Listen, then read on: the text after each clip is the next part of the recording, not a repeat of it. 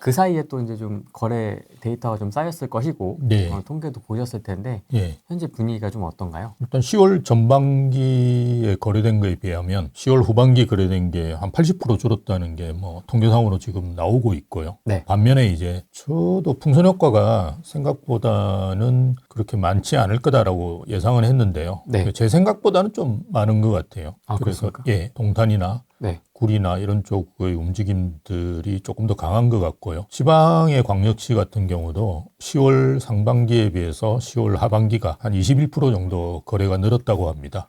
물론 이제 11월 달까지 집계를 해보면 네. 그죠? 조금 더 이제 다른 통계가 나올 수 있는데요. 네. 현재까지 상황은 그렇다고 합니다. 네. 그래서 일단 서울은 이제 거의 거래가 상당히 많이 줄었고요. 지방이나 아니면 풍선 효과가 있는 지역들은 거래가 조금씩 다시 늘어나고 있는 것 같고요. 근데 안타까운 점은 최근에 이제 토호제가 지정되고 난 다음에 토호제 이제 신고가 들어가잖아요. 네. 예, 약정을 하고 이제 신고가 들어갔는데 신고 들어간 걸로만 따져보니까 거의 한 60%, 70%가 강남 상구다. 우리가 소위 얘기하는 노도강이나 금강구 이런 데는 한두 건 정도 될까 말까. 와. 예, 그러니까 그런 지금 데이터도 나오고 있거든요. 원래 뭐 강남 상구는 토호제를 지정돼 가지고 시행을 한 지 한 5년 됐거든요. 물론 동별로 그때는 지정돼 있었으니까요. 그러니까 지금과 같이 이제 그러니까 구별로 지정된 건 올해 이제 3월 이후로 처음이긴 하지만 네. 예, 어쨌든 원래부터 지정되어 있기 때문에 지금 이제 규제 자체가 뭐 특별할 게 없는 거죠. 그래서 그냥 하는 사람들은 그냥 하는데 원체 다른 지역이 다 줄어들다 보니까 지금 이제 강남구에서 거래되는 양이 월등히 많은 것처럼 이제 보이는 거죠. 근데 강남구도 사실은 지금 저희도 이제 제가 이제 주로 이제 강남 지점에 있으니까요. 네. 있어 보면 뭐 연락도 많이 오는 것도 아니고요. 거래가 많이 되는 것도 아닙니다. 그렇지만 원체 다른 데가 많이 줄었기 때문에 지금 강남이 오히려 거래가 많이 되는 것처럼 보이는 현상 그렇게 이어지고 있는 거죠. 그럼 지금 강남이나 네. 용산, 강남 3구를 사시는 분들은 네, 전세 끼고는 못 사죠. 돈을 네. 그러면 그걸 다 내는 거예요? 그렇죠. 네, 25억 이상은 2억밖에 2억. 안 해주는데 그렇지 않습니까? 그분들한테 2억이라는 거는 큰 의미는 없고요. 예, 그냥 사시는 거죠. 그냥 박는 거예요? 예, 뭐 예, 만약에 그냥. 28억에다 그럼 28억 박는 거예요? 그러니까 말이 28억이지 뭐 본인 집을 팔고 오시는 분들도 많고 이거 집을 팔아놓고 지금 살려고 하다 못 산 분들도 꽤 있거든요. 그런 분들이 뭐 토호제 지나고 나도 이건 뭐 내가 방법이 없지 않습니까? 그래서 그런 분들이 또 전세 이런 거 되게 싫어하시거든요. 예, 그래서 산다 그러면 기존에 팔아가지고 마련한 자금이 있고요. 거기다 이제 본인 자금 보태고 뭐 좀 부족하면 이제 여기저기서 끌어가지고 할 수 있죠. 그런 분들. 근데 이제 외곽 지역이 더 문제죠. 제가 이제 거래가 팍 줄었다. 그러니까 허가 신고 자체가 줄었다라는 거. 지금 거래는 어차피 한 3주, 4주 지났는데 안 되죠. 안 되는 이유가 지금 허가가 나야지, 그죠? 그 다음에 이제 계약이 다시 성립되는 거거든요. 맞습니다. 예, 그런 상황에서 뭐 지금 거래가 되겠습니까? 거래가 안 되죠. 예, 거래가 안 되는데 어쨌든 허가 신청한 걸 보면 노동항이나 금강구 이런 데는 한 건, 두 건 정도밖에 신청이 안 된다고 하니까 지금 이분들 입장에서 볼 때는 그리고 중개사들한테 가서 물어봐도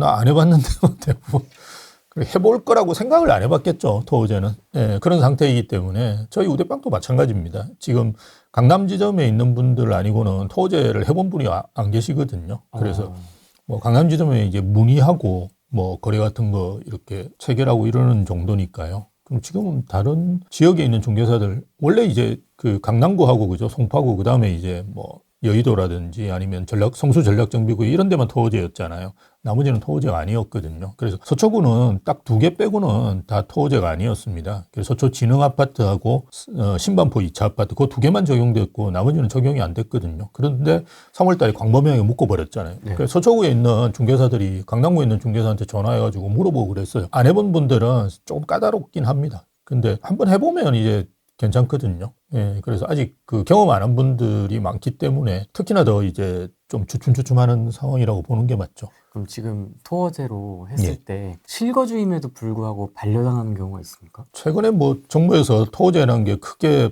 법이 아니다. 그 말이 허가지 그냥 신고다라고 이야기를 하면서 통계를 들었는데요. 99점 몇 프로가 통과된대요. 근데 이제 현장에 있는 그 담당자가 이제 좀 싫은 소리 하고 이러는 경우도 있고요. 그 예전에 뭐 들으셨지만 30평대에서 40평대로 가려고 하는데 내 식구인데 30평이면 충분한데 왜 40평대로 가려고 하느냐라는 이야기를 했다는 걸 들었고요. 또 네. 최근에 이제 문제가 됐던 건 수지구 같은 경우가 용인 수지구가 그 지침에 보면 인접구만 그 토호제 신청을 하는데 그냥 바로 내주고 인접구가 아닌 데는 아주 상세하게 적으라고 이야기했대요. 이유가 뭐 이렇게 직장을 내가 와야 된다든지 아니면 학업 때문에 간다든지 이런 걸 명확하게 적어라라고 이야기했는데 최근에 아마 그 용인시에서 뭐 그렇게 하지 말라고 한 걸로 알고 있어요.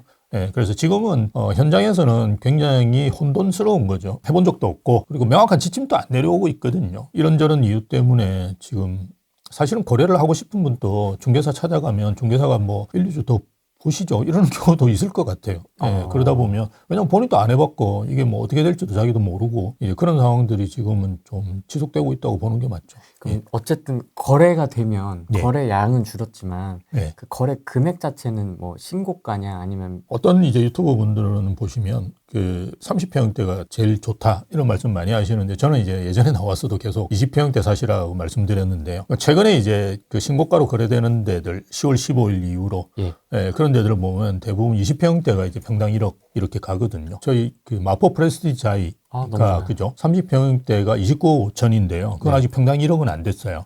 근데 최근에 이제 24평형이 24억에 거래됐거든요.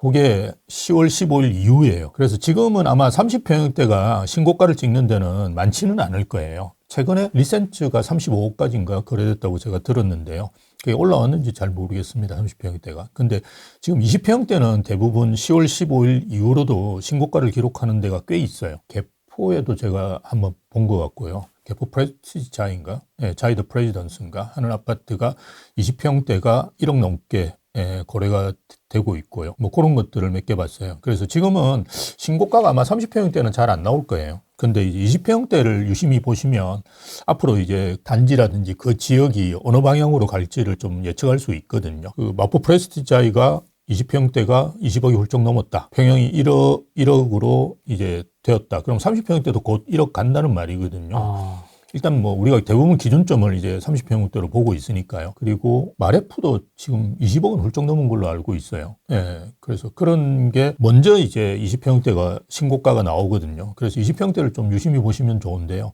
어쨌든 지금은 신고가는 계속 나오고 있다. 토호제를 했음에도 예, 토호제를 했음에도 그리고 토호제 이후에 거래가 됐는데도 물론 이제 이런 건 있을 거예요. 아직까지 예상 못한 부분은 우리가 계약금을 보통 안 치고 가계약금을 치고 그 다음에 계약금을 치잖아요. 예, 그래서 가계약금을 친 사람이 가계약금을 잃지 않기 위해서는 계약을 해야 되거든요. 맞습니다. 그러니까요. 예, 그런 상태이기 때문에 뭐 그러니까 10월 15일을 전후로 해서 급하게 이제 그죠. 예, 서두로 가죠. 토호제 피하려면 어쨌든 10월 20일 전에만 했으면 토호제는 피할 수 있거든요. 가계약 탄 것이 본계약을 한 순간이 이제 10월 15일 지나가지고 된 경우는 사실은 이거는 계약이 15일 전에 이루어진 거라고 보는 게 맞거든요. 그래서 그런 것들이 있기 때문에 저희가 지금은 좀 혼재스럽긴 하지만 어쨌든 우리가 계약이 찍히는 거는 10월 15일 이후에도 지금 계속 신고가가 나오고 있는데 제가 이제 아파트라든지 데이터는 계속 보니까요. 지금은 30평대보다 20평대의 신고가가 꽤 많이 찍히고 있다. 그렇게 이해하시면 될 것 같아요. 아이파크 리버폴에가 20평대가 31억인가 치고 그 다음에 30평대가 40억 됐어요. 그래서 우리가 대부분의 그 단지들은 20평대가 먼저 1억으로 갑니다. 가고 그 다음에 30평대가 가는 순차적으로 그렇게 가는 게 아주 일반적입니다. 아닌 경우도 있겠죠. 이게 뭐 사회과학에서는 대부분의 이야기들이 어차피 공학에서 이야기하는 거죠. 수식으로 딱 되는 게 아니기 때문에. 근데 제가 이제 본 대부분의 데이터들을 보면 20평대가 먼저 뭐 1억을 가고 그 다음에 30평대가 가는 게 아주 일반적입니다. 그래서 계속 말씀드렸지만 이렇게 지역을이라든지 이런 걸 포기하시는 건 별로 좋지 않다. 대신에 이제 가격을 어차피 낮추기 위해서는 평형을 낮추는 거 이외에는 방법이 없거든요. 그래서 평형을 좀 낮추셔가지고 이렇게 지역을 유지하시는 게 훨씬 더 나은 전략이다. 이런 이야기를 저는 계속 드리고 있는 거죠. 네. 아 그래서 수서나 이런 데 소형 평수가 그렇게 튀은 건가요, 가격이? 아, 9월 달에 많이 거래됐어요. 예. 그래서 까치마을 이런 데들이 제가 알기로 이제 평당 1억 넘었거든요. 그래서 지금 호가는 뭐 13평이 15억 정도 나오는 걸로 알고 있어요. 그래서 뭐 그거는 이제 뭐 재건축 이슈도 있고 이런 여러 가지 다른 것도 있긴 하지만 어쨌든 이게 지역마다는 다를 겁니다. 그죠? 당연히. 지방에는 40평, 50평이 좋은 데도 있을 거예요. 어떤 데는. 가격이 똑같으니까. 근데 서울 같은 경우는 평당가당 가격 자체가 너무나 크잖아요. 이게 평당가가 1억인데 이걸 내가 그 10평을 넘어가지고 계약을 한다 그러면 10억을 더 써야 되는데 그걸 가능하냐. 저번 주에 저희가 그 대치동하고 저기 도곡동 임장을 했잖아요. 아, 좋네요. 예.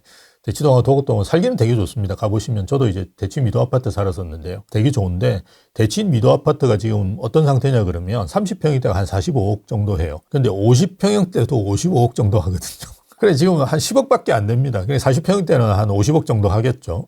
그 정도 가격대에서 실제로 최근에도 그렇게 거래가 되고 있거든요. 왜 이렇게 거래가 되느냐? 우리가 그 아파트는 이제 재건축 이슈가 있기 때문에 재건축이 되고 나면 50평이 뭐 100억은 안 되겠지만 그 30평형이 만약 50억 된다 그러면 50평형은 당연히 뭐 70억이나 80억 되겠죠. 그래서 우리가 소위 이야기하는 안전마진이 대형평형이 훨씬 높거든요. 그런데도 불구하고 그 10억을 넣을 수 있느냐 없느냐가 차이가 많이 나는 거예요. 그 절대가 자체. 예. 그래서 40억까지는 내가 어떻게든 부담할 수 있는데 50억 넘어가는 거는 정말 안 된다. 이런 분들도 꽤 있을 거라고요.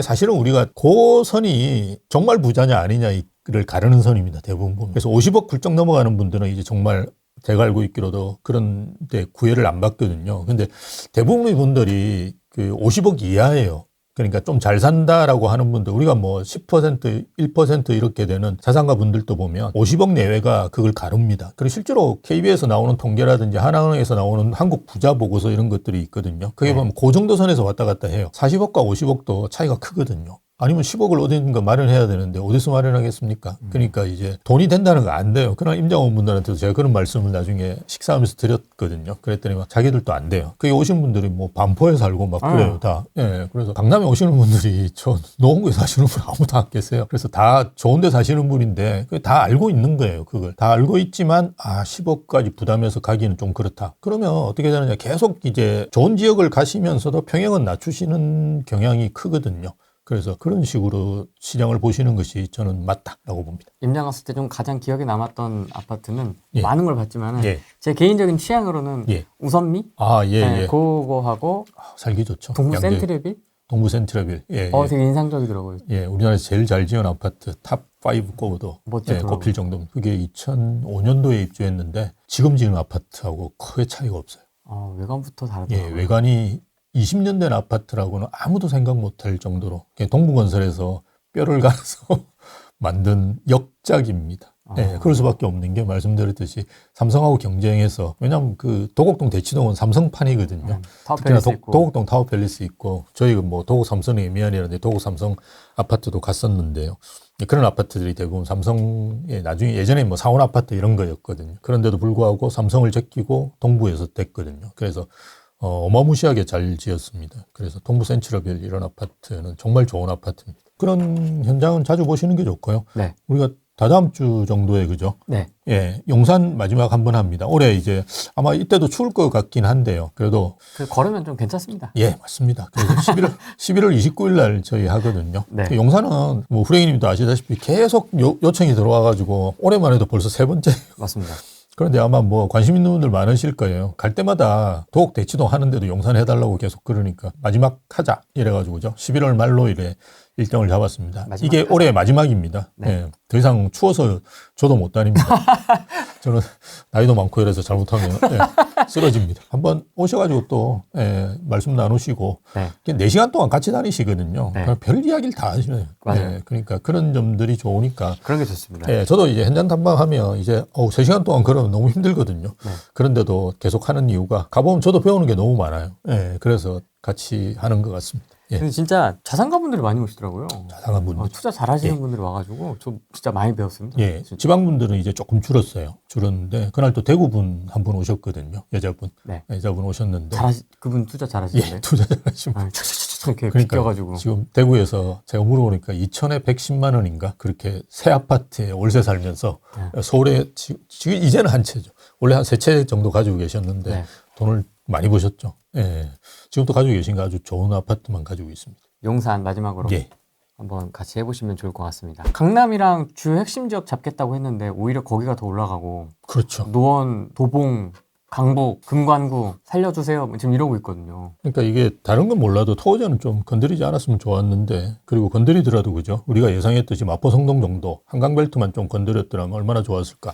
하는 생각인데요. 이게 규제 중에서도 가장 이제 안 좋은 규제인 게 이게 가격을 왜곡시키거든요. 그러니까 우리가 순차적으로 이렇게 가격이라는 게 퍼지게 돼 있어요. 모든 게 마찬가지입니다. 주식도 여러분 지역성이 없기 때문에 그렇긴 한데 그 삼성전자나 이런 대장주가 오르고 그 다음에 뭐 수출 기업 오르고 그 다음 뭐 소위 이야기하는 잡주라고 합니까?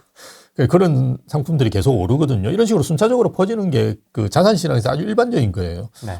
그래서 뭐 부동산도 마찬가지로 그죠. 주택시장은 강남부터 시작해서 이렇게 쭉 퍼져서 나중에 지방까지 그죠. 그 훈풍이 가는 게 일반적인데요. 이렇게 광범위하게 그냥 지정을 해버리면 노원구라든지 그죠. 우리가 소위 해서 노도강, 금강구 이런 지역들은 오를 수가 없거든요. 근데 강남은 가격이 떨어지느냐? 또 그것도 아니에요. 여기는 아까 말씀드렸듯이 20억, 30억을 현금으로 그냥 들고 와서 사는 분들이 많거든요. 대출 안 받는 분들이 50%가 넘는다니까요. 그래서 그런 분들이 한테 이런 대출 규제라든지 이런 게 뭐 이제 그 토제 이런 거를 하게 되면 좀 피곤하긴 하죠. 그래도 토제 아무 문제 없이 들어갈 수 있으면, 그리고 특히나 예전에 집을 팔아서 가는 사람, 이런 사람들은 세무조사를 할 수도 없어요. 그 옛날 집이 20몇 억인데 지금 30몇 억 가는데 이 양반이 40대고 뭐 후반이고 이러고 대기업에 다니고 부인도 대기업 다니는데 거기 털어봤자 뭐가 나오겠어요? 아무것도 없어요. 그러니까 뭐 겁을 줘봤자 사실 아무 의미가 없거든요. 그래서 그런 분들은 그냥 가는 거죠. 그러니까 여기는 계속 오를 거고, 제가 예측하기로는 11월 달이 될지 12월 달이 될지 어쨌든 3개월은 넘어가기 힘들 거예요. 그래서 다시 또 가격이 오르면 송파구부터 오를 거예요. 이번에는. 실제로 이제 송파구도 지금은 이제 하락폭도 많이 줄이고 있고요. 네. 0.4 이러다가 0.38인가 요번에 저번 주에 나왔거든요. 그래서 이제 거의 이제 붙어가고 있거든요. 그러면 자연스럽게 송파구가 대단지도 많고, 그리고 마포하고 성동하고 그죠? 가격 차이도 많이 줄었거든요. 아까 말씀드렸듯이 마포하고 성동은 평당 1억이에요. 그래서 성동은 이제 평당 1억도 넘어버리고, 아이파크 리브포레 같은 경우는. 그런 상황에서 가만히 있으면 엘스는 33억이거든요. 지금 나는 왜 이렇지? 이런 생각을 할 거예요. 네, 당연히. 그럼 그다음부터 어디 들어가냐, 또 이제 엘리트라는 아파트 자체가 이제는 직장인도 사실 넘보기 쉽지는 않은데, 그래도 직장인이 갈 수 있는 마지막, 그러니까 두 분이서 이제 막 버셔가지고 40대 후반 정도 되시면, 그리고 자산 축적도 됐고, 그 전에 아파트도 올랐잖아요. 그래서 뭐 20억 정도 하면 그거 팔고 그죠, 좀 더 보태가지고 갈 수 있는 아파트거든요. 이런 아파트 엘리트 쪽이 제일 먼저 움직일 거예요.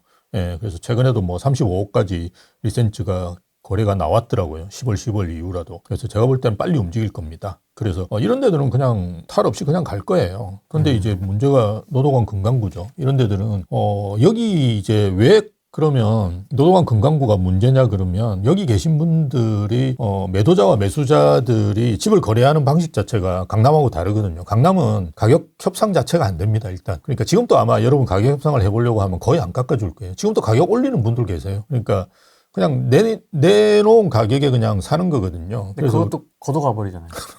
계좌를 안 주고, 붙으면. 예, 걷어가고, 예, 뭐 이렇게 하니까요. 그래서 강남은 보실 때는 호가를 보셔야 돼요.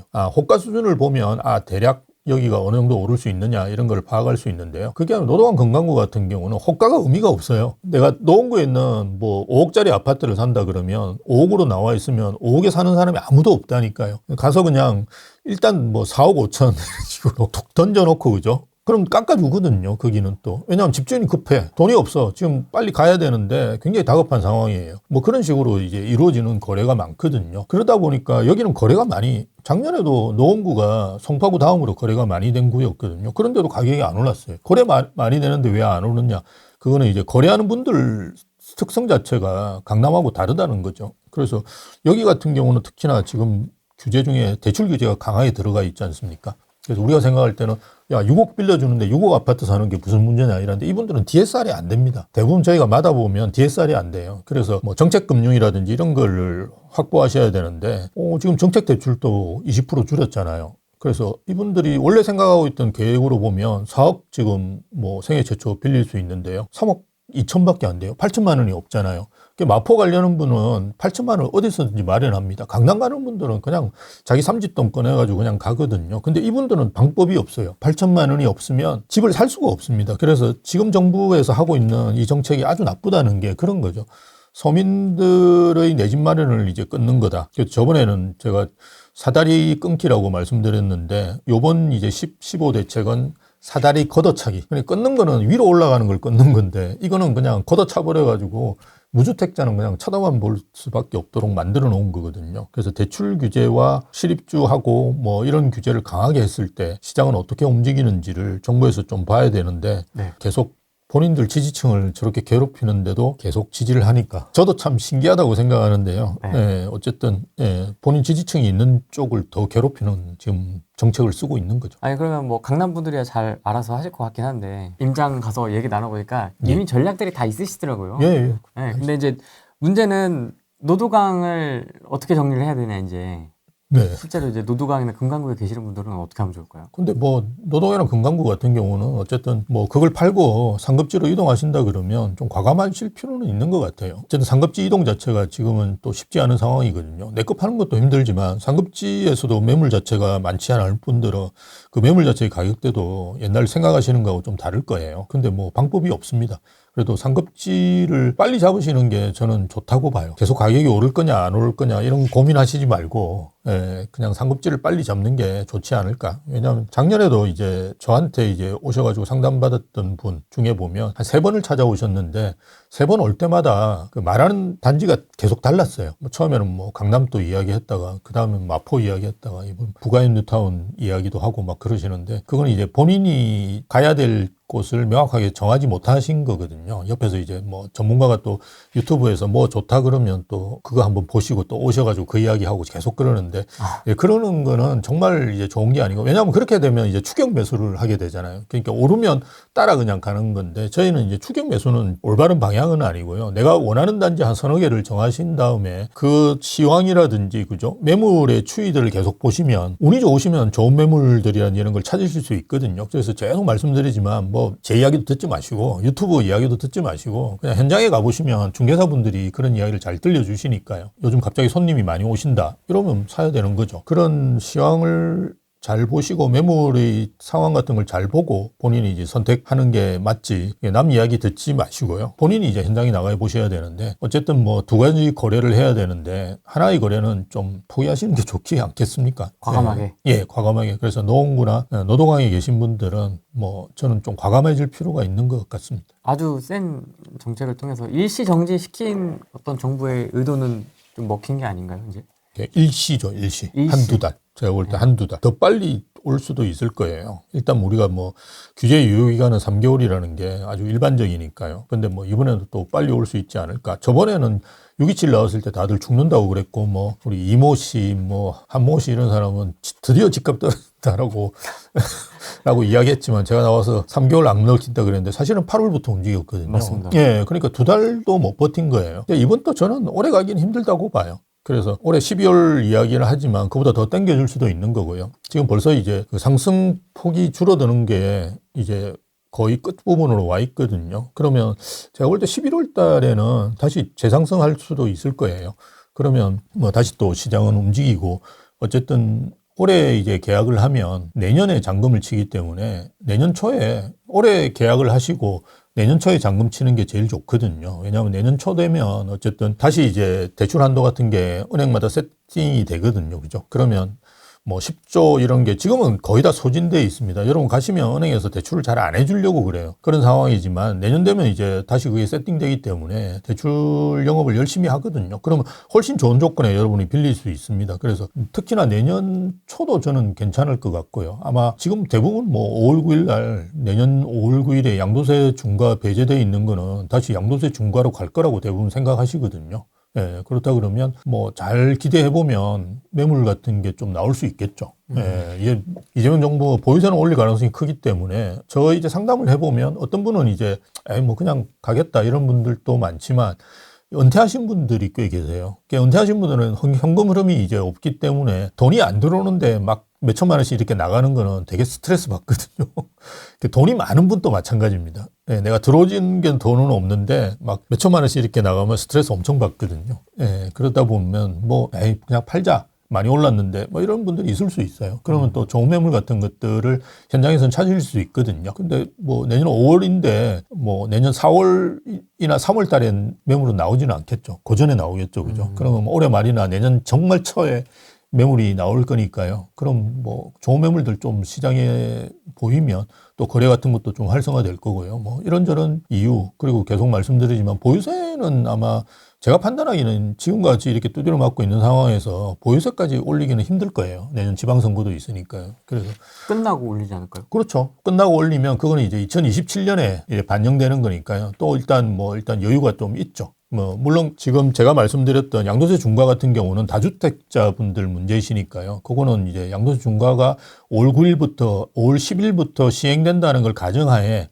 지금 포트폴리오 같은 거를 조정하셔야 될 거고요. 그게 아니고 나는 뭐 있는데 한 두 채 있는데 보유세가 부담이 된다. 이건 올해까지도 큰 문제가 없을 거다. 내년부터는 이제 좀 문제가 될 수 있다. 그렇지만 세율 조정 같은 거를 해서 이거를 바꾸고 이러지는 않을 거다. 공시가를 올리거나 아니면 공정시장 가입비율 조정 정도로 할 건데 그것만 해도 사실은 한 1년 지나면 거의 한 2배 내실 수 있어요. 지금 서울은 많이 올랐으니까. 송파가 지금 몇 프로 오른 줄 아세요? 공식 통계로 17% 올랐어요. 올해만 들어서 송파가 17% 올랐어요. 그런데 그 말이 17%가 평균이잖아요. 송파에서도 그렇죠. 안 오는 데 있거든요.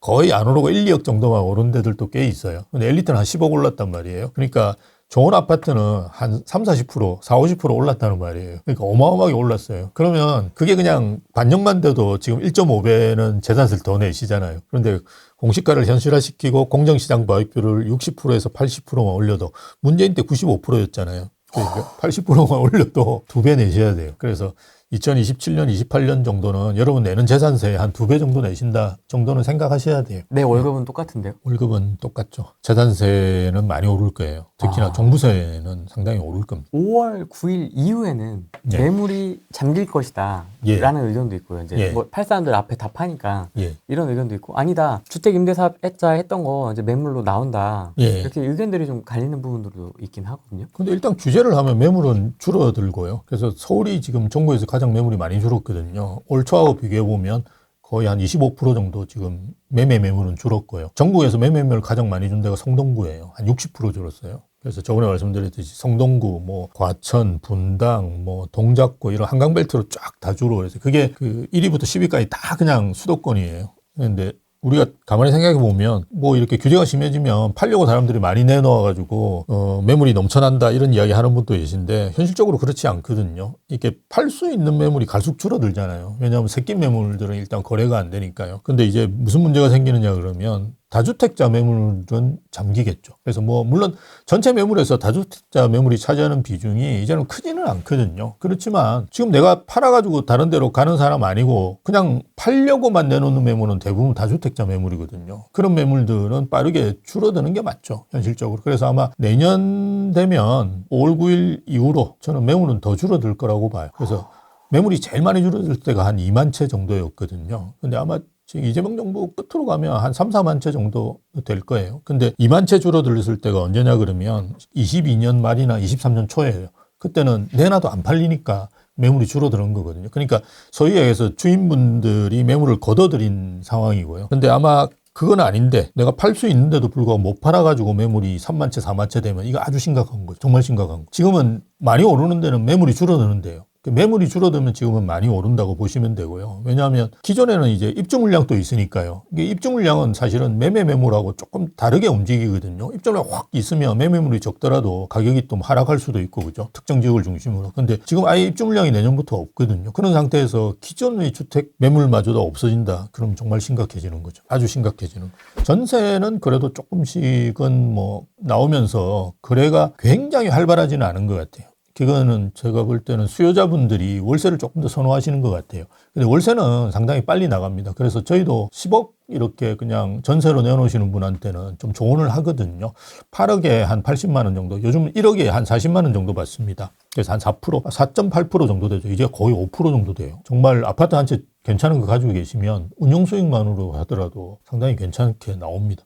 예, 예. 근데 어쨌든 뭐 8억에 뭐 80만 원, 7억에 뭐 120만 원, 뭐 이런 식으로 좀 하시라라고 이야기를 많이 하거든요. 그래서 그런 매물들은 잘 나가는 것 같아요. 예. 그래서 월세화로 가는 거는 지금 뭐 기정사실로 가고 있는 것 같고요. 월세와는 우리가 생각하기보다 훨씬 더 빠르게 움직이는데 지금 그나마 아직 좀 버티고 있는 거는 예전에 이제 뭐 말씀하셨듯이 이제 주택임대사업자라든지 이런 거 했던 분들의 8년 했던 매물들이 17년, 18년도에 했던 매물들이 이제 나오기 시작하거든요. 그런 상태에서 이제 거래가 조금씩은 되고 이러는 걸로 알고 있는데요. 문제가 뭐냐 그러면 이제 지금은 대부분 이제 실입주 하라는 그죠 규제를 하고 있거든요. 그리고 집주인분들도 되도록이면 이제 계약갱신 청구권을 썼을 경우에는 실입주해서 내보내고 팔거든요. 아니면 잘 안 팔리니까 일단 새끼 매물은 팔 수가 없기 때문에 내가 팔아야 된다. 그런데 이 매물을 계약갱신 청구권을 쓴 매물이다 그러면 내가 들어간 상태에서 비워두고라도 그냥 팔려고 하거든요. 예, 그런 것들이 실제로 현장에서도 일어나고 있습니다. 현장에서 일어나고 있기 때문에 어차피 월세든 전세든 다 이거 임대차 시장인데요. 임대차 시장의 매물은 급격하게 아마 줄어들 가능성이 크고요. 그러면 올해는 좀 버텼다고 하더라도 내년, 내후년 이렇게 갈수록 심각할 거다. 그리고 앞에도 말씀하셨던 그런 주임사 매물 같은 게 나온다 하더라도 다 팔 거냐라는 건 저는 좀 다른 생각이에요. 어마어마하게 많이 가지신 분들 같은 경우는 종부세 때문에라도 팔아야 되거든요. 네. 근데 그게 아니고 내가 뭐 한두 채 정도 세금 때문에 해놨다 이런 경우에는 지금 어마어마하게 가격이 올랐거든요. 8년 전이잖아요. 8년 전하고 지금 비교해 보세요. 거기다가 본인이 딱 보니까 더 오를 것 같다라는 생각이 있으면 그걸 팔까요? 저 같으면 안 팔 것 같아요. 한 두 채 정도 뭐 해놨다 그러면 그냥 뭐 끌고 가도 종부세 이제 그 중간은 안 되거든요. 두 채까지는. 그러면 뭐 그냥 지금 단계에서는 좀 더 가져가 보는 게 어차피 뭐 지금 하나를 더 팔더라도 일반 과세일 거예요. 그러니까 뭐 굳이 지금 당장 팔 필요는 없는 거죠. 예. 전월세 상황을 정부에서도 뭔가 정책을 통해서 막아야 되는데 네. 그럴 가능성이 굉장히 낮죠. 왜냐하면 입주 매물도 없는 상태에서 지금 매매 매물, 심지어 전월세 매물도 다 줄이고 있는 상황이잖아요. 물론 어떤 분은 그런 이야기 하더라고요. 그 김용범 씨라고 정책실장이 국회에 나와서 답변하는 걸 보니까 내가 어차피 그 주인이 들어오더라도 기존에 살고 있는 전세를 빼고 들어오니까 전세는 상관이 없다 이러는데 우리가 가만히 생각해 봐야 할 때 주인이 들어오는 집은 다 주거선호 지역이고 좋은 데일 거고요. 서울일 거예요. 그리고 빠지는 데는 어디냐면 다 경기도고 뭐 서울 외곽이고 그런 데 아니겠습니까? 상대적으로 비선호하는. 그렇죠. 그러니까 지금 비선호한 지역이 전월세 매물이 없고 뭐 가격이 오른다고 걱정하는 게 아니거든요. 아무도. 오히려 선호 지역에 지금 전세 매물이 없고 월세 매물이 없고 가격이 오른다는 것을 사실 걱정하는 건데 그런 이야기를 하더라고요. 그런데 대부분 주거선호 지역은 지금 전월세 매물들이 사라질 거예요. 그리고 정말 생각하기 싫지만 3+3+3 뭐 이런 걸 하게 되면 그러면 집주인이 아예 전월세를 안 줍니다. 제 친구도 집 3채 있는데 전월세 하나도 안 주고 있는 부자들이 가끔 있어요. 돌아다니면서 사는 친구가 있는데요. 학교 앞에 하나 있고, 뭐, 압구정동에 하나 있고, 그 다음에 본인 사업장에 또 저 성남에 하나 있고, 뭐, 이런 친구가 있는데요. 다 비워놓는 거예요? 예, 다 비워놓습니다. 그래서 본인 학교에서 늦게까지 일하면 거기서 자고, 뭐, 이렇게 하는데요. 돈이 많아서 비워놓는 게 아니라 팔기 위해서 고육주택으로 비워놓을 수밖에 없어요. 그렇잖아요. 9년 동안 못 파는데, 그리고 아마 그 계약갱신 청구권을 쓰더라도 6년 이후에 쓸 수 있도록 만들겠죠. 그죠?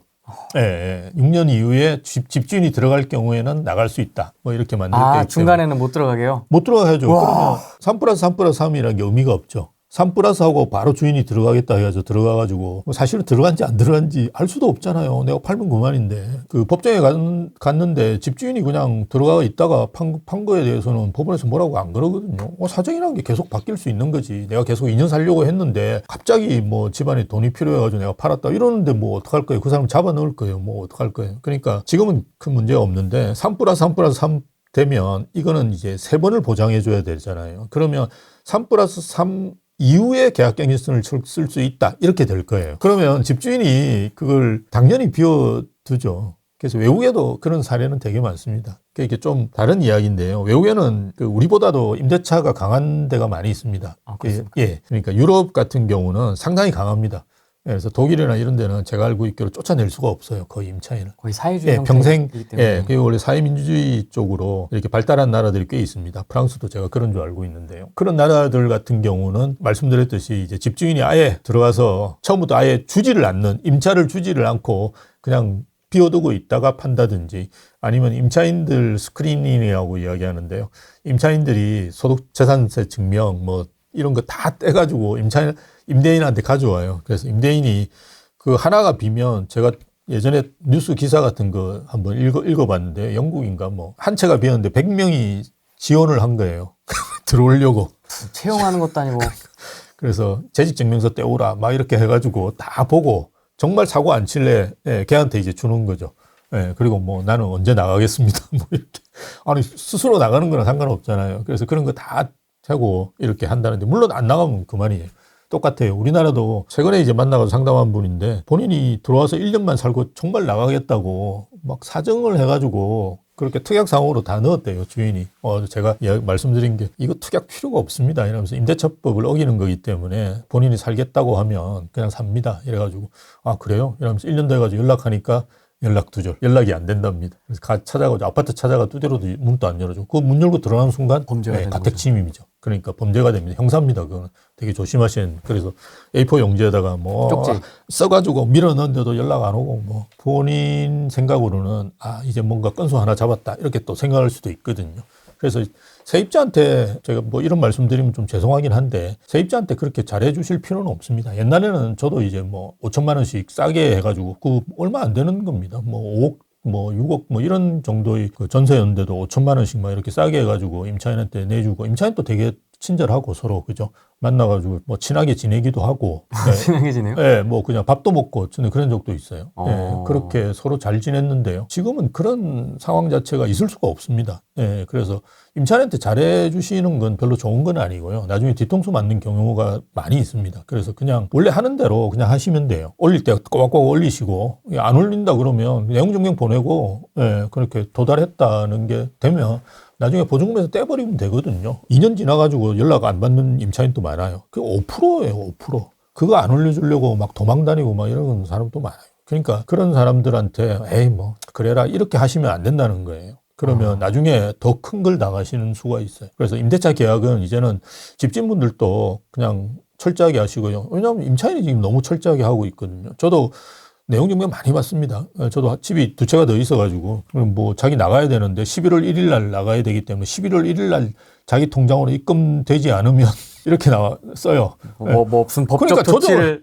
법적 조치를 취할 수 있음을 뭐 조금. 그러니까 이게 조정을 하면 하루 이틀 자기도 조정하면 되잖아요. 그런데 뭐 그런 걸 막 보냅니다. 한 번 보내는 게 아니에요. 두세 번 보내요. 심영석 교수라는 걸 모르는군요. 모르는 사람도 많죠. 그러니까 그렇게 하시면 안 되고 그냥 계약 관계다라고 생각하시고, 옛날과 같이 착한 임대인, 뭐 착한 임차인 이런 개념으로 생각하시다가는 뒤통수 맞으시는 경우 있어요. 정말 그냥 드라이하게. 예, 드라이하게 하셔야 됩니다. 철저하게 하시고 5% 올릴 때 되면 딱 5% 올리시고, 안 되면 그에 따라 법적인 조치를 취해서 그죠, 5% 올리는 걸 명확하게 통보하고, 내가 2달 전에 통보하면 되거든요. 그걸 명확하게 하시고 나중에 이제 떼가지고 그냥 보증금 돌려줄 때 돌려준다든지 이런 식으로 하셔야지, 뭐 에이 그냥 안 올리지 뭐. 어떤 분은 보니까 8년 임대를 주셨는데 한 번도 안 올린 분도 계시더라고요. 전세인데 그것도. 그럼 뭐 어마어마하게 착하다. 어마어마하게 손해 보시는 거거든요.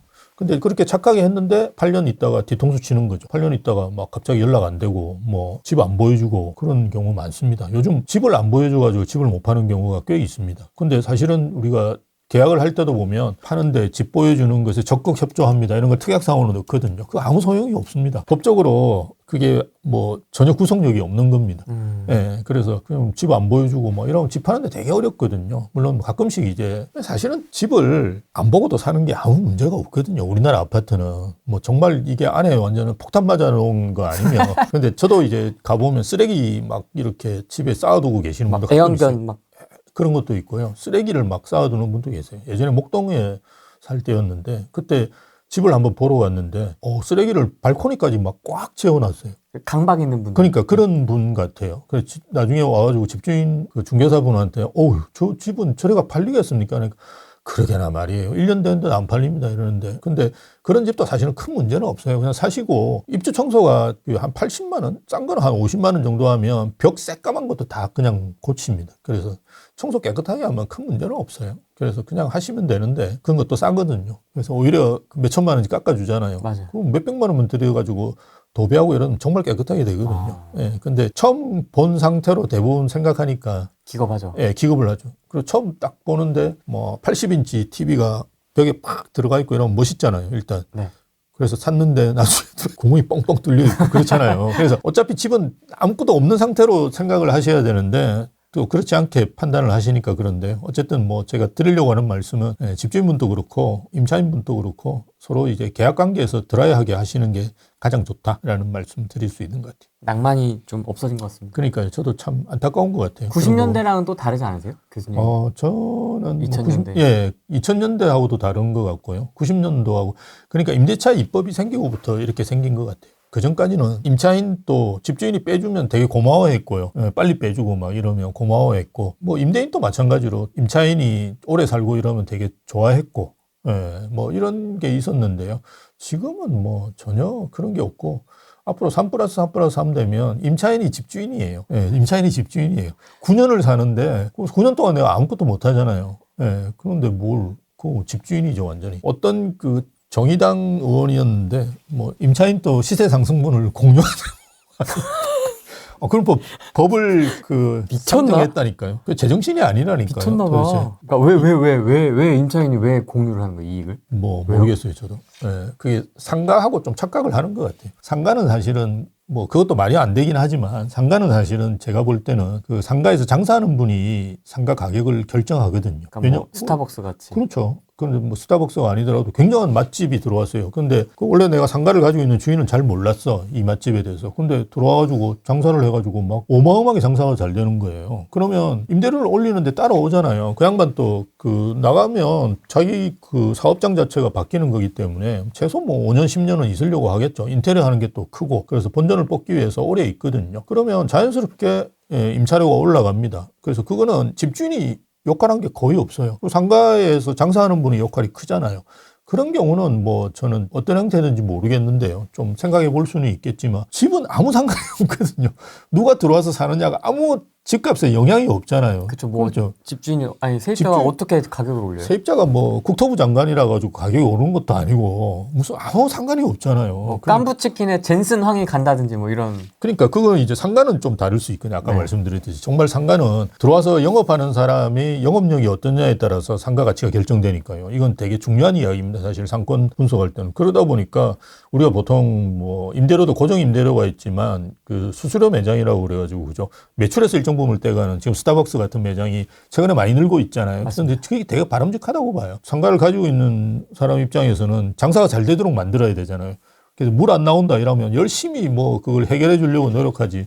근데 일반적으로 그냥 고정급으로 받는 상가 주인들 같은 경우는 물이 안 나오든 뭐 전기가 단전이 되든 아무 관심이 없어요. 그렇게 상가를 관리하는 건 되게 문제가 있는 거죠. 그래서 수수료 매장이 저는 맞는 것 같고 외국엔 대부분 수수료 매장이라고 제가 알고 있습니다. 그래서 그런 거는 사실은 같이 이제 부동산을 만들어 간다고 볼 수 있는데요. 주거용은 아무 관련이 없죠. 그런데도 그거를 나눠주자는 이야기까지 나오니까 뭐 신용도 높은 사람 이자를 높이고 신용도 낮은 사람 이자를 낮추자라는 이야기까지 나오는 나라니까요. 그 실제로 그 말하고는 낮아졌어요. 네. 많이 낮아진 걸로 알고 있어요. 제가 은행에서.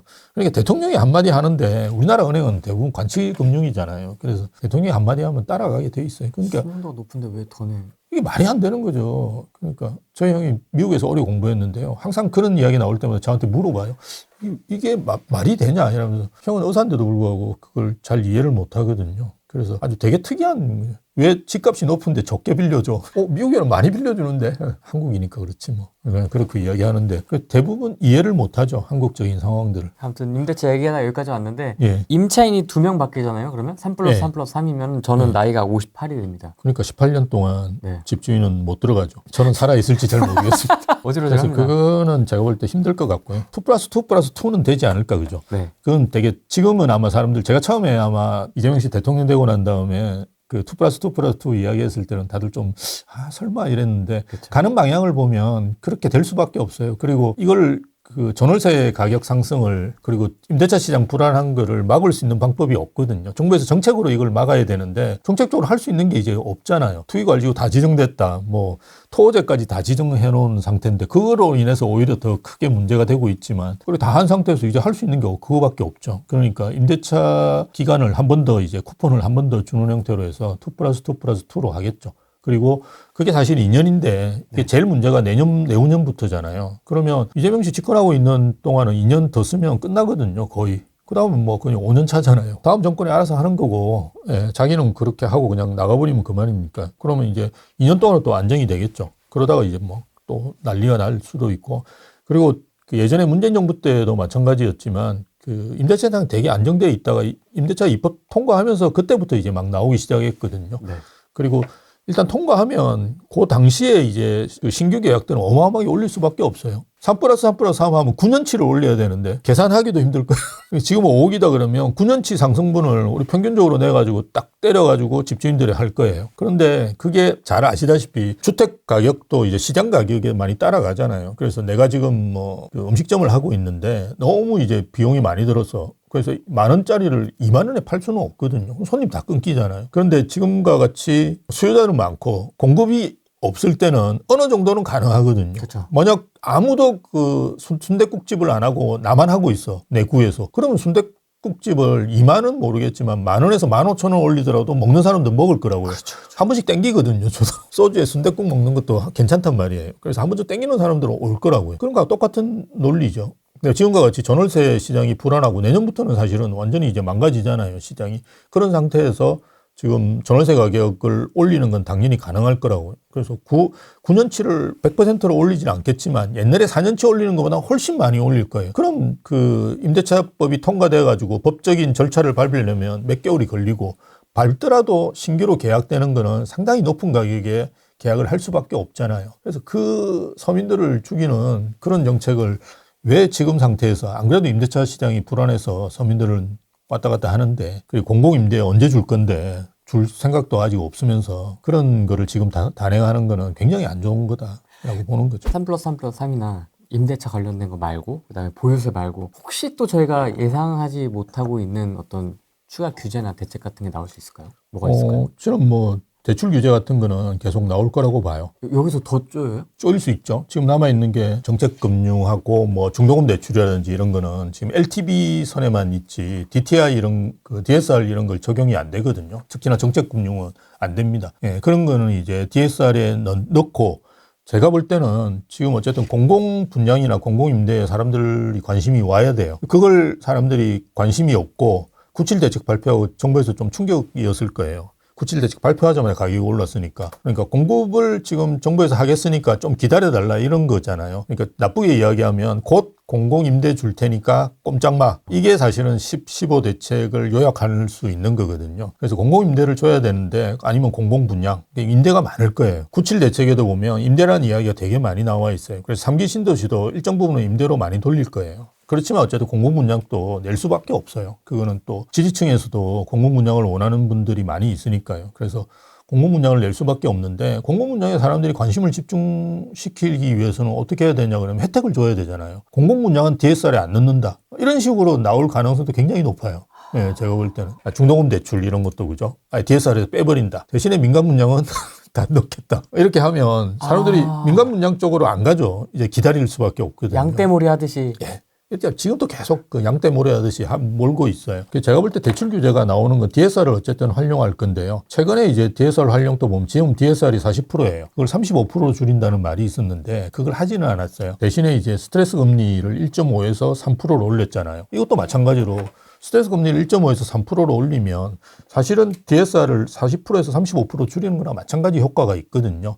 근데 왜 이걸 이런 식으로 하느냐 그러면 DSR 같은 경우는 지금 평균이 한 40.2%라고 제가 알고 있어요. 그러니까 이걸 35% 줄이는 건 되게 부담되는 거죠. 정부 입장에서도.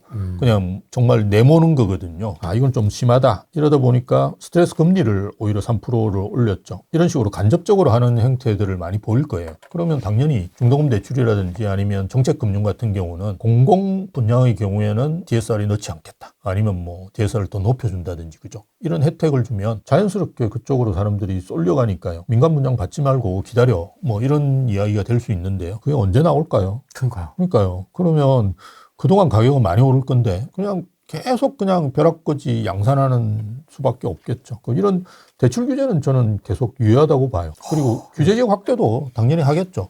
동탄 같은 경우는 내년도에 이제 분구가 되면 할 거고요. 안 되면 동으로 지정하면 되거든요. 동탄 이동인가 뭐 이렇게 동으로 동탄 이신도시는 동이 딱 있으니까요. 그 동으로 지정하면 되는데 동으로 지정하는 거 하기 싫은 거죠. 구로 하고 싶은데 그래서 나중에 분구가 되면 지정하겠죠. 내년 3월 그런 걸로 알고 있어요. 안 되면 구리 이런 것도 다 묶을 거고요.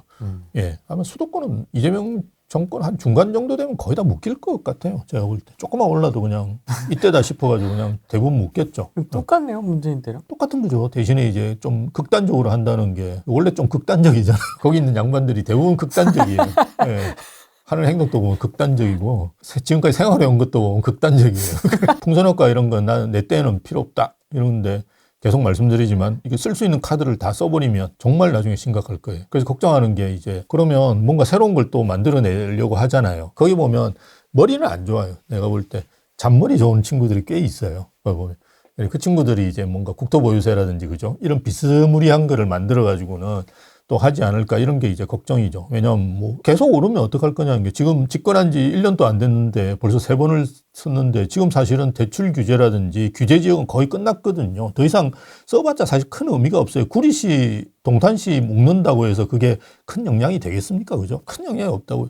나중에는 지금 평택 뭐 인천 이런 데 다 묶을 거예요. 거기 오르지도 않았는데 다 묶어버릴 거예요. 그러니까 인천은 인천도 예전에도 보면 문재인 때도 제일 늦게 묶이긴 했어요. 네. 제일 늦게 묶이긴 했어요. 그래서 제일 마지막에 묶겠죠. 그럼 뭐 계속 몰려가듯이 몰려가는 사람들은 있을 거니까요. 그렇게 하면 나중에 오르면 거기도 다 묶고 하여튼 수도권은 다 묶을 거예요. 그런 상황에서 하는데 이렇게 하는 거는 정말 안 좋은데 어쨌든 문재인 때 전례를 봤는데 예. 정권을 뺏겼지 않습니까? 예, 어쨌든 예. 부동산 때문에 마구잡이로 이렇게 막 할까요? 네, 저는 할 거라고 봐요. 왜냐하면 일단 지금 정부가 차기 정부는 별로 걱정은 안 할 거예요. 차기 정부. 예. 네가 알아서 해라. 나 알바노. 예. 그래서 지금 계속 이재명 씨도 어쨌든 본인이 벗어날 수 있는 걸 다 하고 있잖아요. 그래서 항소 포기시키고 그렇죠. 막 이렇게 하잖아요. 그건 100% 지금 제가 볼 때 시킨 거예요. 정성호가 나와서 이야기했어요. 법무부 장관이.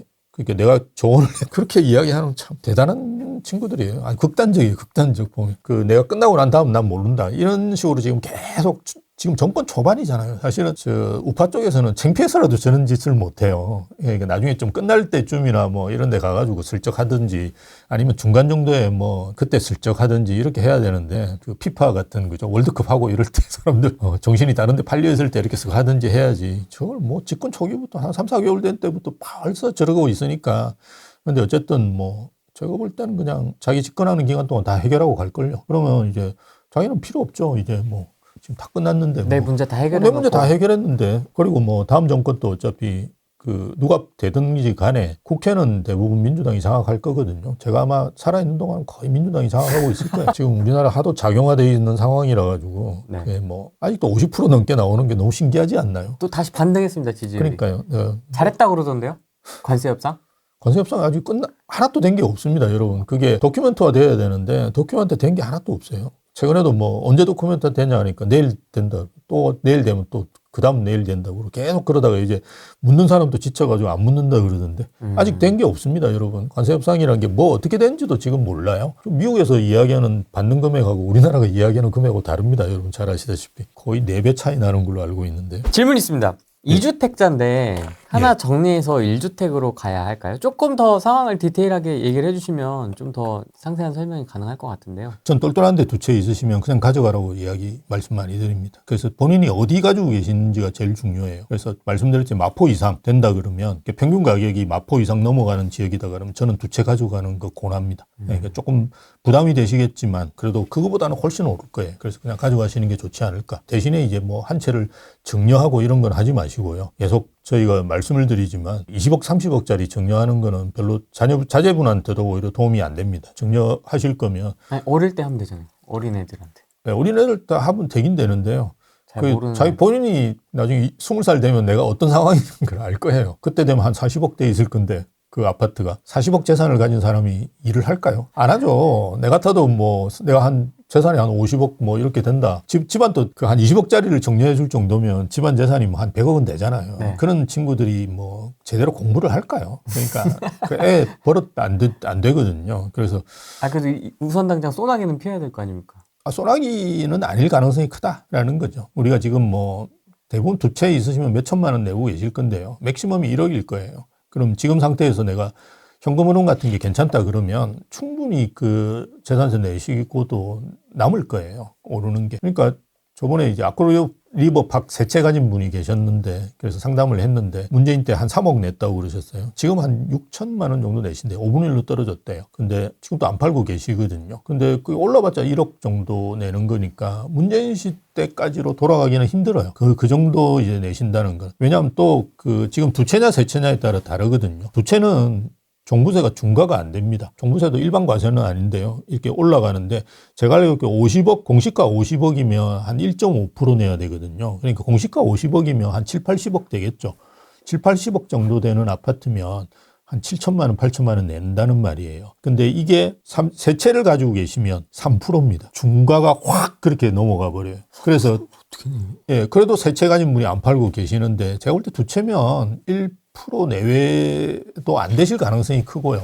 그렇다 그러면 그게 어차피 재산세하고 다 포함해서 종부세를 내는 거거든요. 어마어마하게 부담은 안 되실 거예요. 그래서 1년에 뭐 정말 맥심으로 가면 한 1억 정도 되실 건데요. 그렇게 해도 안 될 거예요. 그러니까 좋은 데 있으시면 가져가시는 게 좋지 않을까. 왜냐하면 팔고 나면 그러니까 내가 그걸 팔았을 때 그죠? 뭘 할 수 있을지를 생각하셔야 되잖아요. 자산 포트폴리오를 우리가 계속 짜고 가셔야 되는데 내가 팔았는데 할 수 있는 게 없다. 또는 뭐 그냥 은행에 넣어놓겠다. 은행에 넣으면 2%인데 그거보다는 많이 나오죠. 내가 안 들어가면 뭐 한 채는 본인이 사실 거고 한 채는 그냥 임대를 주고 계실 건데 월세만 받아도 요즘 한 3% 나오거든요. 그리고 월세는 계속 오르는 상황이고 은행에 넣는 것보다 훨씬 낫죠. 그래서 또 월세로 받아가지고 또 보유세 이런 거 내시면 되니까. 그래서 저는 좋은 데 계시면, 좋은 데 가지고 있으면 그냥 가지고 있으라고 말씀 많이 드립니다. 뭐 마포 이상이라 하면은 이런 거 아닐까요? 25억, 25억짜리가 있으면은 이걸 50억짜리를 합칠지 네. 뭐 그런 느낌 아닐까요? 아, 한 채로요? 네. 한 채로 합치는 것도 좋긴 한데, 그러니까 너무 이렇게 저는 그날 우리 대치도구 할 때도 오신 분이 어디더라? 아주 좋은 데 사시는데 반포 가겠다고 자꾸 그러시더라고요. 근데 너무 이렇게 특정 지역을 생각하시는 거는 저는 별로 바람직하지는 않는 것 같아요. 올라도 비슷하게 오르거든요. 마포 많이 올랐잖아요. 아마 강남보다도 뭐 프레스티지 자이는 올해 초에 20억 초반대였을걸요. 지금 한 10억 올랐는데 뭐 강남하고 비교해 보더라도 큰 차이 없지 않습니까? 그래서 좋은 아파트, 좋은 지역에 뭐 준신축이나 신축들 들고 계신다 그러면 거의 상승률은 비슷할 거예요. 강남은 뭐 원래 그 70억짜리 뭐 이런 거가 움직이는 거고요. 우리는 20억짜리가 움직이는 거니까 조금 다르게 움직이지 상승률은 크게 차이 없으실 거예요. 그래서 저는 요즘 거래 비용도 많습니다. 아마 팔고 옮기시려면 몇 억 날라가실 거예요. 그래서 그거 생각하신다 그러면 그냥 가지고 계셔도 뭐 크게 무방하고 집 두 채 있으셨다 그러면 제가 볼 때는 그냥 그 금융 쪽 더 공부하셔가지고 금융 쪽 좀 투자하시는 게 좋을 거예요. 그리고 좀 나이가 어리시다, 연세가 뭐 40대 정도, 50대 초반이시다 그러면 연금 쪽으로 좀 공부하셔가지고 금융상품 같은 것 좀 많이 가입해 놓으시면 나중에 행복하실 거예요. 저도 이제 환갑이 넘다 보니까 금융상품 유동화시키는 상품들에 관심이 많고 하거든요. 나이 들면 부동산이 뭐 그렇게 좋겠습니까? 뭐 따박따박 벽 뜯어먹고 살 것도 아니고. 따박따박 우리가 그 현금 흐름이 들어오는 게 제일 좋거든요. 그래서 연금 이런 게 되게 좋습니다. 어떤 금융상품에 좀 관심이 많으세요? 저도 연금 저축, 뭐 연금 보험 이런 쪽에 관심이 많죠. 근데 저같이 이제 나이가 많으면 그게 대부분 한 10년 묵히면 되게 좋은 상품들이 많아요. 맞습니다. 5%막 이렇게 되거든요. 근데 그걸 40대, 50대에 가입하셔야지 60대 혜택을 보지. 60대 가입해가지고 70 넘어가지고 이제 다리도 떨리는데 뭘 몇백만 원 받는다고 뭐합니까? 쓰지도 못해요. 그러니까 제가 볼 때 맥시멈으로 쓸 수 있는 나이가 60에서 70 사이예요. 그때는 정말 여러분들이 목숨 걸고 돌아다니시면서 돈을 써야 될 나이거든요. 그때 쓰시려면 40대, 50대에 가입하셔야 돼요. 그래서 금융 쪽으로 특히나 연금 상품들, 연금 보험 상품들 이런 것들 그죠? 이런 것들 많이 알아보시고 그런 쪽으로 저는 좀 돈을 넣어 놓으시는 게 나중에 좋은 것 같아요. 제 나이 때부터 좀 미리 그럼요. 준비를 해야 되겠네요. 예, 준비하시는 게 제일 좋아요. 그때는 준비하시면 정말 20년을 썩히는 게 아니라 묵힐 수 있거든요.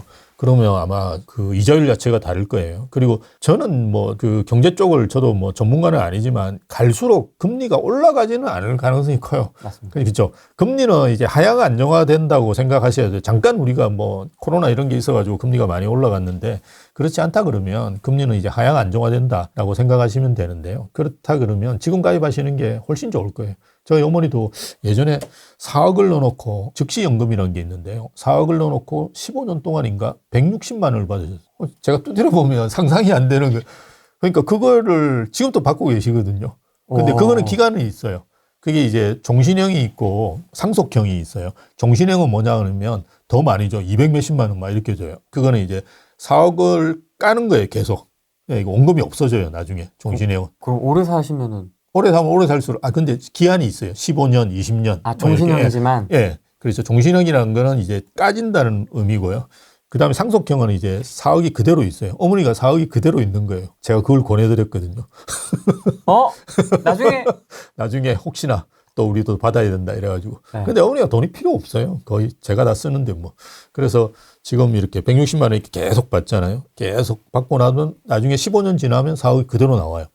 근데 계산해보면 계산이 안 나와요. 4억을 은행에 넣어놓는다고 160만 원이 나온다. 150만 원만 쳐도 거의 한 4%, 그죠? 5% 이렇게 되잖아요. 지금 그런 상품이 없어요. 지금 즉시연금 이런 게 2%대 될까 말까요. 근데 왜 그러냐? 10년 전에 했기 때문에 그래요. 그죠? 15년 전에 했기 때문에. 그때는 금리가 높았거든요. 그래서 지금 금리 높을 때 이렇게 들어가시는 게 좋고요.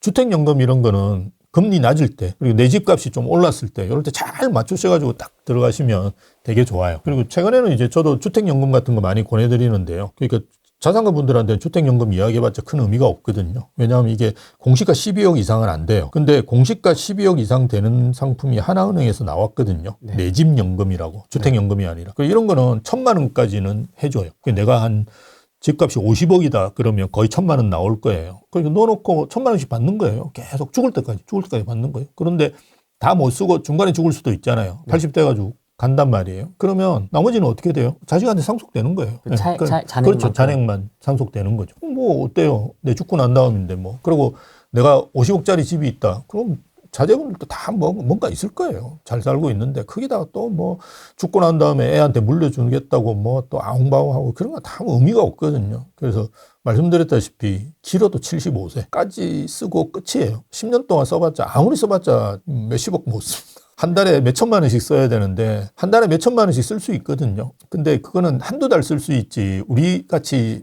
그냥 여러분들 정상적인 사람은 한 달에 3천만 원씩 5천만 원씩 못 써요. 계속 뭐 이렇게 뭐 명품을 계속 입을 수는 없잖아요. 그냥 명품이라는 게 한두 번씩 사야지 그래도 재미가 있지. 그 명품도 매달 뭐 내가 위에 거 사고 밑에 거 사고 이렇게 하는 게 무슨 의미가 있어요. 위에 거 사고 밑에 거 사고. 예, 그냥 백도 마찬가지고. 예, 그냥 그렇게 쓸 수가 없거든요. 그러면 어차피 쓰는 건 나중에 한계가 있어요. 저희 어머니 보면 200만 원도 못 써요. 한 달에. 80 넘으면 200만 원도 못 써요.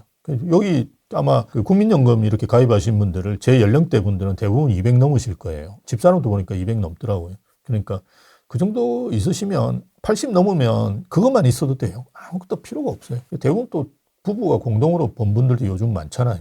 그럼 뭐 한 400만 원 나오면 그거 쓰느라고 힘들어요. 해외도 못 나가요. 80 넘으면 다리가 떨려가지고 말씀드렸듯이. 해외 나가가지고 뭐 다리 떨리는데 가가지고 뭐 폭포 앞에서 사진 찍다가 떨어져 죽게요. 참고로 굉장히 효자십니다. 심 교수님은. 지금 네. 모시고 계십니다. 부모님. 예, 저는 네, 어머님을 모시고 계십니다. 근데 그게 뭐 잠깐 일시적으로 모시는 게 아니고 22년 됐습니다. 22년 됐다고 하셨는데 22년. 아 깜짝 놀랐습니다. 전 진짜. 사회에 기여하고 있습니다. 22년. 네, 쉽지 않거든요 이거. 예, 맞습니다. 그럼 그래서 저는 사모님이 더 진짜 대단하다. 네, 맞습니다. 찐이다 진짜 이거는. 예, 집사람이 뭐 원체 남편을 사랑하니까 그런지 모르겠는데. 네. 진짜 세 분이 진짜 대단하다. 예, 맞습니다. 쉽지 않거든요 같이 사는 거. 그렇죠. 저희도 힘든 거 보면 아마 쉽지는 않으실 거예요. 아마 이제 거의 끝이죠. 예. 저희 또래가 이제 모시는 분들이 저희 또래 거의 없거든요. 없는데 이제 뭐 그 다음 세대는 모시기 힘들 거예요. 저의 롤모델입니다. 감사합니다. 저도 이렇게 하고 싶습니다. 모시면 안 됩니다. 요즘 90까지 살잖아요. 그럼 집사람도 거의 70 가까이. 아까 말씀드렸지. 이제 다리 떨릴 때가 곧 옵니다. 그럼 내 인생은 뭐냐? 이렇게 이야기 하잖아요. 그러니까 나는 뭐 아들이라고 해서 피 붙이니까 뭐 난 당신 때문에 모신 건데 난 뭐냐? 뭐 이렇게 이야기할 수 있거든요. 당연히 그거는. 네. 그래서 다 와이프분 생각하신다 그러면 그런 거 선택하실 때는 되게 조심하시는 게 좋죠. 이야기 잘 하시고 그리고 어머니하고도 잘 이야기하셔가지고 어느 순간인가 뭐 실버타운 간다든지 그죠? 네. 이런 식으로 좀 잘 정리를 해놓고 모시는 게 좋지. 덥석하시는 거는 이제는 별로 좋지. 지금 분들 아마 그렇게는 안 하실 거예요. 저희 때는 그냥 혼자 되셨으니까 그냥 안 돼서 그냥 그렇게 하는 거죠. 아무튼 금융상품 얘기하다가 예, 하여튼 여기까지였습니다. 그 나머지는 금융상품에 투자하시는 게 저는 좋지 않을까. 집 두 채 있으시면 좋은 거 두 채 있으시면 더 이상 뭐 그죠? 할 필요가 없고 뭐 모아가지고 합친다. 뭐 남들은 마포 가려고 지금 막 어마어마하게 고생하고 있는데 그 마포 이상을 2개 가지고 계신다 그러면 저는 뭐 가지고 계시는 게 가장 좋다라고 봅니다. 계속 이야기하지만 35년까지는 오른다고 봐요. 서울내에서 공부할 수 있는 방법이 없잖아요. 그리고 박원순 시장이 개판 친 게 10년이거든요. 그러면 내년부터 시작하잖아요. 그러니까 10년 가는 거예요. 지금 정부에서 97 대책을 발표했는데 서울내 공부가 아무것도 없잖아요. 4,000세대 있어요. 4,000세대. 위에 성대 야구장, 밑에 뭐 교육개발은 부지, 뭐 이런 거 우리 마곡에도 있어요. 뭐 그런 거 하나 있는데 그게 대부분 뭐 한 1,000세대, 뭐 500세대 이런 거잖아요. 그러니까 그게 유후부지라고 보통 이야기하는 것만 있잖아요. 그런 거 해가지고 서울에 잡을 수 있을까요? 그러니까요. DH 클래스트만 해도 5,000세대인데 그게 2027년 중반 되면 이제 입주할 건데 그거 입주해도 눈꺼떡도 안 하는데 맞습니다. 예. 올림픽 파크포레온 12,000세대 입주해도 눈껌뻑 안 하는데 맞습니다. 지금 12,000세대도 앞으로 1년 동안 12,000세대도 입주 안 해요. 그럼 어떡할 건지 정말 심각해요. 그래서 이게 통계를 보셨고 이런 분들은 대부분 비슷한 말을 하실 거예요. 이렇게 줄어드는 건 생전 처음 본다라고 대부분 이야기하시거든요. 맞습니다. 근데 걱정되는 부분이 정부에서는 지금 공공에서 하겠다고 그러는데 공공량도 어마어마하게 줄어요. 그러니까 이게 뭐냐 그러면 우리가 경제학적으로 보면 구조적이라고 그러잖아요. 이거는 뭔가 특별한 일이 있어서 그런 게 아니고요. 이제는 이게 그냥 뉴노멀로 간다는 말이거든요. 그래서 아니 현장에 뭐 근로자 한 명 죽어버리면 전 현장을 다 스탑시키니까요. 그러니까 지금과 같이 이런 식으로 안전이나 환경에 대한 규제가 굉장히 심해지고 공사비도 계속 오르고 이런 상황에서 옛날과 같이 어마어마하게 빨리빨리 그렇게 진행이 되느냐. 공공도 지금 못하고 있는데 공공도 지금 어마어마하게 줄었어요. 보면 같이 이렇게 줄어요. 퍼센트를 보면. 그러니까 그런 걸 다 고려해 본다 그러면 앞으로도 공급된다는 거는 쉽지는 않을 거예요. 저는 뭐 그렇게 봅니다. 다 이제 서울만 원하는데 지방에서 다 서울만 하고 그날 오셨던 대구분도 그런 말씀하셨어요. 그래서 앞으로도 계속 그 지방분들이 올까요? 누가 한 분 그런 질문을 했어요.